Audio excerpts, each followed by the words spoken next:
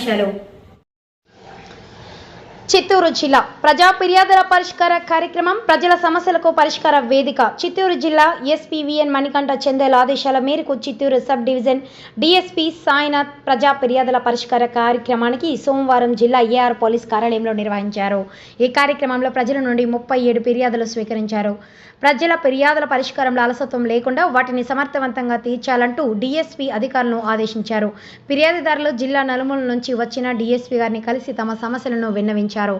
ఫిర్యాదులకు స్పందిస్తూ బాధితుల ఎదుటి వీడియో కాన్ఫరెన్స్ ద్వారా మరియు సెల్ కాన్ఫరెన్స్ ద్వారా సంబంధిత అధికారులకు సమస్యల పరిష్కారానికి ఆదేశాలు జారీ చేయడం జరిగింది. ఫిర్యాదులన్నిటిపై చట్టపరమైన విచారణ జరిపి నిర్దేశించిన గడువులోగా సమస్యలు పరిష్కరించాలంటూ స్పష్టం చేశారు.